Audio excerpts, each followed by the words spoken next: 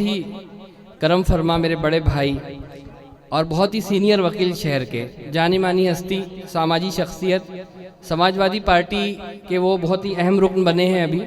मैं advocate Zia Khan sir से गुजारिश करता हूँ कि वो अपने ख्यालात का इजहार करें। आपसे चाहता हूँ कि ज़ोरदार तालियों के बीच में हम ज़िया सर का इस्तकबाल करेंगे।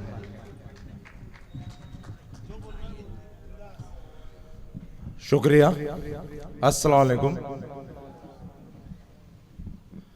मैं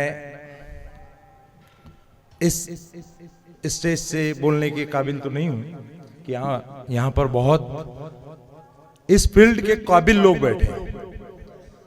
मैं भले ही अपने फील्ड का जो भी हूं, और उसी मुद्दे पर मैं बोलना चाहता हूं कि कुछ लोगों का मुशायरों के बारे में थोड़ा सा जो जहन है उनका बोलना यह है कि मुशायरों की क्या जरूरत है। कभी अपना ध्यान नहीं दिया कि मुशायरे वो है जो हमारी तहजीब को जिंदा रखे। मुशायरे सुनाने वाले लोग जो है जिन्होंने हमारी जुबान को, हमारे वजूद को जिंदा रखा। आज उनका ध्यान, मेरा ख्याल ऐसा है कि यूपी के तरफ नहीं है, जहां से वहां के सदन से उर्दू को हटा दिया गया है, हमारे वजूद को मिटाने की शुरुआत करने। और अपने जो हमदर्द लोग हैं, जो मुसलमानों के हमदर्द लोग हैं, उर्दू जुबान के हमदर्द लोग हैं, उन्होंने उस पर बहुत बड़ी बहस छेड़ दी है।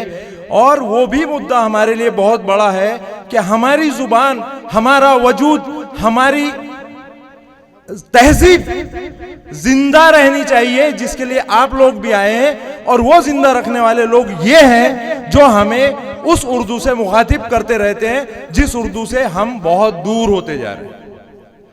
तो इंशाल्लाह मेरी बात से आप शायद इत्तेफाक रखें और उन लोगों को समझाएं कि उर्दू को आगे ले जाने के लिए और उर्दू के वजूद को अपने बच्चों के लिए कायम रखने के लिए ये चीज़ों की भी उतनी ही ज़रूरत है जितने आपके कौम के लिए सामाजिक कामों की, जितनी आपके कौम के लिए पॉलिटिकल कामों की, जितनी आपकी हमदर्दी की ज़रूरत है, इस काम के लिए भी उतनी ही ज़रूरत है। शुक्रिया। आप लोगों ने मेरी बात को सुना, शायद, शुक्रिया, आपने मेरी बात को गौर से सुना, शायद आप समझेंगे मैं भी उन लोगों से कुछ दिन पहले तक इत्तेफाक रखता था, दूर रहता था, लेकिन जैसी ही यूपी की घटना हुई तो मुझे ये लगा शायद मेरा दिमाग कमजोर है, लेकिन या उनका है जो ये सोच रहे कि ये उर्दू की जंग है।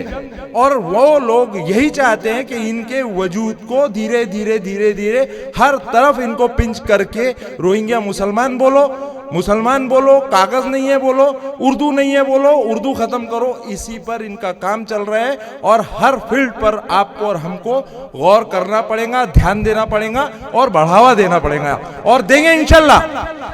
आप लोग सब साथ देंगे हमारी कौम, हमारे मजहब, हमारे वजूद, हमारे तहजीब को बढ़ाने के लिए।